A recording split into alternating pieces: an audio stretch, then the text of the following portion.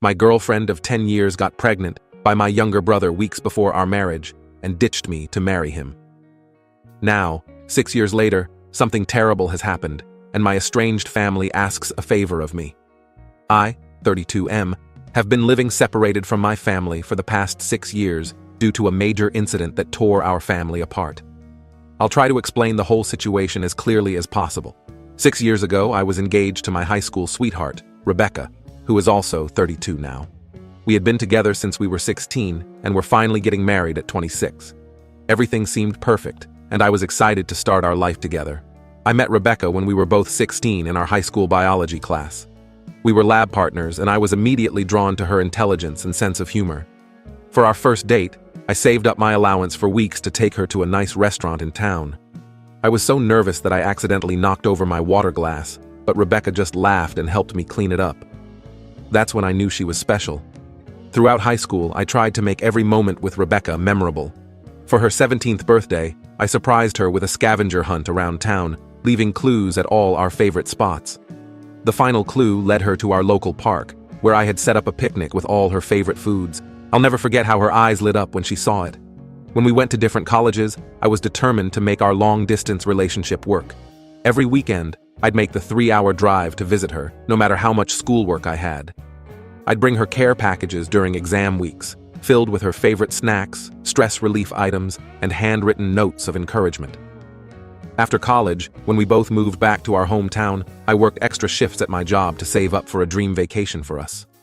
I surprised Rebecca with a 2-week trip to Europe, something she'd always wanted to do. We visited Paris, Rome, and London. In Paris, I arranged a private boat tour on the Seine River at sunset.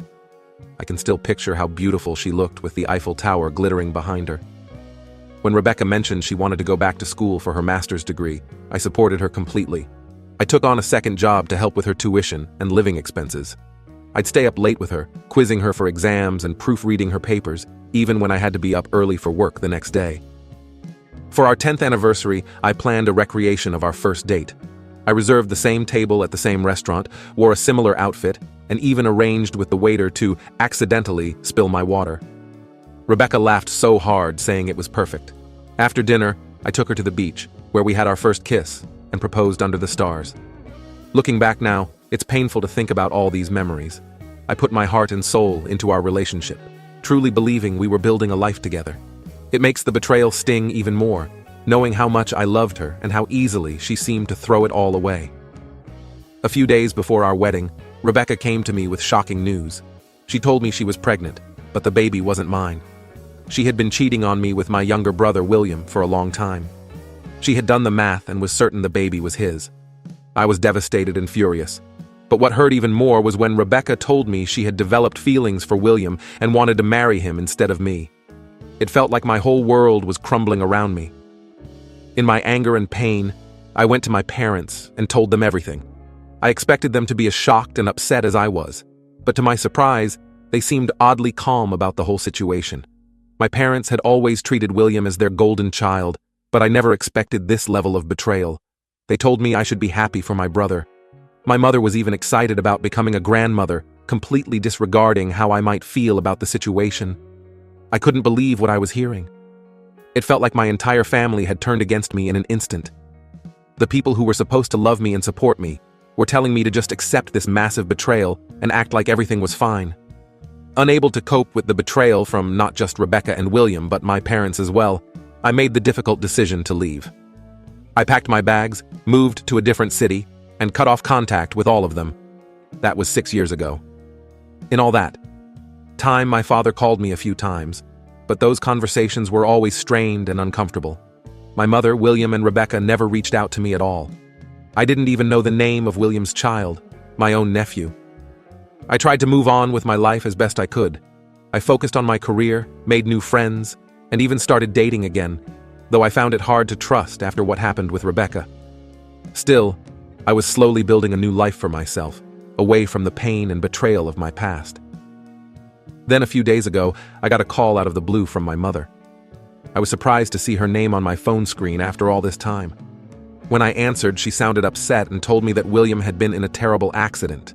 He was now paralyzed and unable to work or take care of his family. I felt a mix of emotions hearing this news. Part of me was shocked and saddened to hear about William's accident. Despite everything that happened, he was still my brother. But another part of me couldn't help but feel angry that after 6 years of no contact, this was the reason my mother was finally reaching out to me. What she said next made me even angrier. She told me that the family needed my help. Specifically, she wanted me to come back and step in as a father figure for William's child and help Rebecca take care of the family while William recovered. I was furious.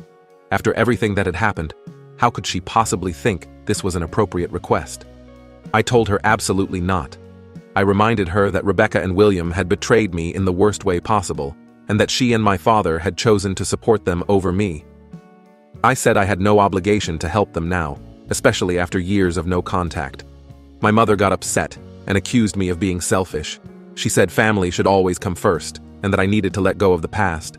She tried to guilt me by saying William's child needed a father figure, and that Rebecca was struggling to manage everything on her own. I stood my ground and refused again. I told her that William and Rebecca made their choice 6 years ago, and now they had to live with the consequences. I said it wasn't my responsibility to step in and play happy families, just because things had gotten difficult for them. Before hanging up, I told my mother not to contact me again unless it was to apologize for how they had treated me 6 years ago. I said I might be willing to have a relationship with them again if they acknowledged how much they had hurt me, but I would never step in as a replacement for William or a father figure for his child. After the call ended, I felt a mix of emotions. Part of me felt guilty for turning my back on my family when they needed help. But a larger part of me felt angry and hurt all over again. The wound that had started to heal was now ripped open, and all the pain and betrayal came flooding back. I've been struggling with this decision ever since the call. On one hand, I know that William's accident is not his child's fault, and I feel bad for the kid growing up without a fully present father. On the other hand, I don't think it's fair for my family to expect me to swoop in and fix everything after they betrayed me and then ignored me for years. Some of my friends think I'm justified in my decision. They say my family made their bed and now they have to lie in it. But others think I'm being too harsh and that I should at least consider helping for the sake of the child. I'm torn about what to do. Part of me wants to maintain the life I've built for myself, free from the drama and pain of my past. But another part wonders if I'm being too stubborn and if there's a way I could help without completely sacrificing my own well-being. So, Reddit, am I correct in refusing to help my brother and his family after he stole my fiancée and got her pregnant? Edit. Wow. Thank you all for your responses and perspectives. I want to address a few common points and provide some additional context. To those asking about my dating life. Yes, I've dated since Rebecca, but I haven't had any serious long-term relationships. The betrayal definitely affected my ability to trust, and I've been working on that in therapy. Many have asked if I'm sure the child is William's. Honestly, I don't know for certain. At the time, Rebecca said she was sure based on the timing, but I never saw any proof. Either way, she chose to leave me for William, so the paternity doesn't change much for me personally. To those saying I should at least visit William in the hospital, I'm considering this. While I'm not ready to forgive him, I do want to know more about his condition and prognosis. A few comments mentioned the possibility of financial help without direct involvement. This is something I hadn't considered before and might be worth exploring. For those curious about my father's calls over the years, they were mostly surface-level conversations. He never apologized or acknowledged the hurt caused, which is why the relationship remained strained. Some asked about other family members. I have a few cousins I'm still in touch with, but they live in different states and weren't closely involved in the situation. A common sentiment is that I don't owe them anything, but helping might bring me peace. I appreciate this perspective and will give it some thought. Thank you all again for your input. This situation is complex and emotionally charged, and reading your comments has given me a lot to think about. I'll update if there are any significant developments. Update. It's been a few weeks since my last post, and a lot has happened. I wanted to give you all an update on my situation. After my initial refusal to help, my parents didn't give up. My mother called me almost every day, and even my father started reaching out more frequently. They kept pushing me to reconsider my decision, telling me how much William and his family needed my help. At first, I ignored most of their calls and messages, but after weeks of constant contact, I started to feel worn down.